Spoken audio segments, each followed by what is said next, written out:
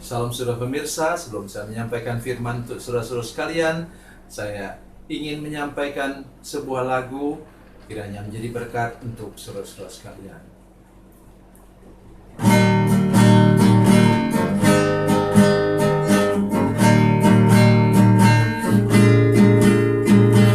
Kasih dan persahabatan dalam kasih Yesus Tuhanku, kasih yang setia berkorban, ku bahagia memilikinya. Kasih yang tak membedakan, bebas dari iri dan dengki, jauh dari cemburu dan benci, rendah hati, tulus dan murni. Kekasih di dalam Yesus indah dan abadi.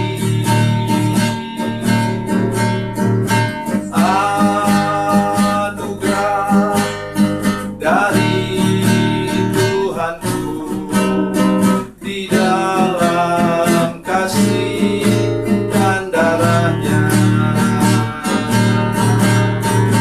Kekasih di dalam Yesus indah dan abadi.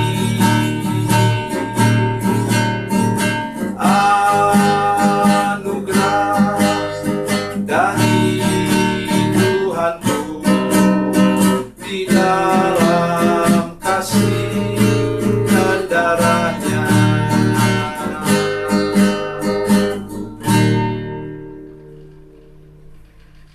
Salam saudara pemirsa, selamat berjumpa kembali dengan kami dalam program Berita Pengharapan. Saudara sekalian, hidup kita ini, kata firman Tuhan, seperti domba yang di tengah-tengah serigala. Tetapi walaupun demikian, saudara, kita bisa tahu bahwa hidup kita aman.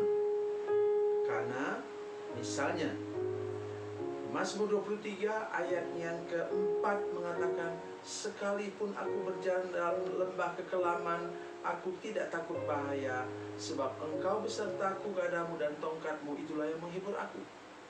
Sebelum mendengarkan firman Tuhan, mari kita berdoa lebih dahulu. Bapa, dalam nama Yesus kami menyerahkan waktu ini ke dalam tangan Tuhan. Kami mendengarkan firman-Mu, berikan pengertian yang baru dari firman Tuhan, supaya kami benar-benar mengerti bahwa mengikut Engkau hidup kami aman dan terjamin. Terima kasih Tuhan. Berkati kami dengan firman-Mu pada malam hari ini. Dalam nama Yesus. Haleluya. Amin. Saudara pemirsa, mari kita membaca firman Tuhan.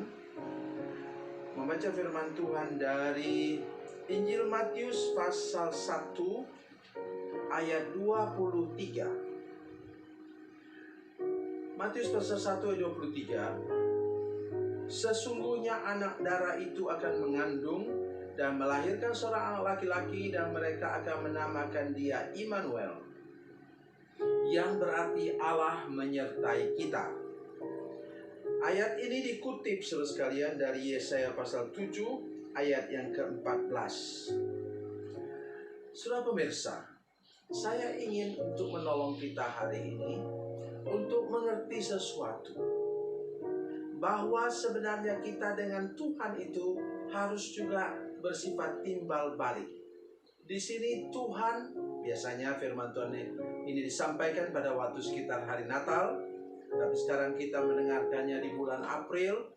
Nah, saya berdoa kepada Tuhan, saudara-saudara sekalian, supaya sekarang kita mulai mengerti bahwa hidup kita ketika mengikut Tuhan haruslah timbal balik. Kalau kita mendengar janji Tuhan mengatakan bahwa nama Yesus itu Immanuel, artinya Allah beserta kita. Saya ingin menolong kita sedikit saja untuk mengerti. Terjemahan yang benar sebenarnya mengatakan bahwa yang bersama dengan saya adalah Allah. Ingat itu akhir katanya El. El itu berarti Elohim. Yang beserta dengan kita adalah Elohim, Immanuel. Kalau begitu, yang beserta dengan Elohim itu siapa? Ya saya dong. Maksudnya adalah jangan kita selalu menuntut, ya lihat itu, saya celaka karena Tuhan tidak menyertai saya. Jangan katakan begitu. Betulkah kita itu memang menyertai Tuhan? Ada sebuah cerita menarik sekalian. Ada seorang pendeta, dia bangun terlambat, dia harus cepat-cepat pergi ke tempat pelayanan, dia lewat jalan tol, dia ngebut di sana soal mengejar waktu, kemudian mobilnya terbalik sampai dia gegar otak dan koma. Ketika dia sadar sekalian, dia bilang, Tuhan, tadi itu kan atau kemarin itu kan saya sudah berdoa, Tuhan, minta Tuhan melindungi. Saya selalu berdoa begini, kalau saya mau pergi naik mobil, saya katakan, Tuhan, kirimkan malaikat surgawi untuk terbang di depan saya. Tentu ini cerita, mungkin cerita semacam cerita direkayasa. Tepat ketika dia komplain kepada Tuhan, Tuhan katakan, hey, tadi malaikat sesuai dengan doa kamu, saya kirim malaikat, utus malaikat. Tapi kecepatan malaikat terbang itu 100 km per jam. Dan mobilmu engkau pacu sampai 140 km per jam. Ya terbalik dong. Karena malaikatnya sudah ketinggalan terbang di belakang. Maksud saya menolong kita sedikit untuk mengerti bahwa hidup kita ini pun harus ditata sedemikian rupa. Kita layakkah kita disebut sedang berjalan bersama dengan Tuhan? Atau sedang makan bersama dengan Tuhan? Kalau mau makannya kita lupa berdoa, bagaimana? Itu kita harus sadari sungguh-sungguh. Begitu juga kalau kita dalam perjalanan, dalam kegiatan apapun juga. Saudara masih ingat? Nanti silakan baca dalam Kisah Rasul pasal 27 dan 28. Silakan bertemu di sana dengan firman Tuhan. Bagaimana itu kapal yang ditumpangi oleh Rasul Paulus sebagai tahanan menuju ke Roma itu, saudara sekalian, dihantam badai di Laut Tengah, Laut Mediterania selama 2 minggu. Tetapi karena di sana ada seorang yang disertai oleh Tuhan, namanya Rasul Paulus, seluruh penumpang hampir 300 orang selamat.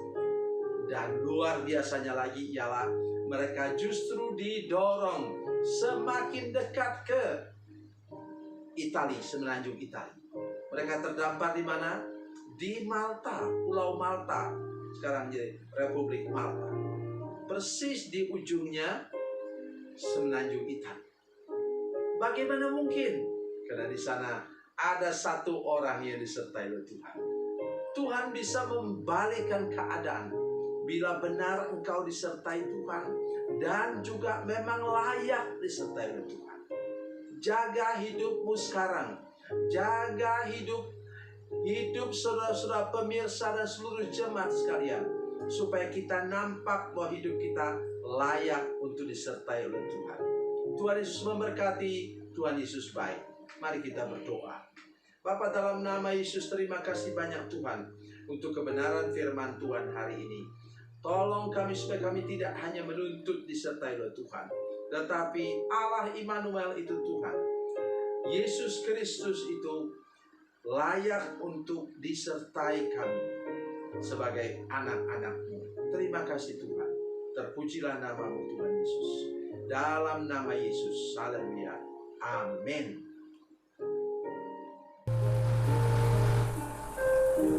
Bila Anda memerlukan dukungan doa kami, atau bila Anda punya masalah yang ingin didoakan, silakan menghubungi nomor telepon kami 0812 7661 1125. Dan bagi Anda yang berada di luar negeri, silakan menghubungi +62 812 7661 1125. Tuhan Yesus memberkati. Tuhan Yesus baik.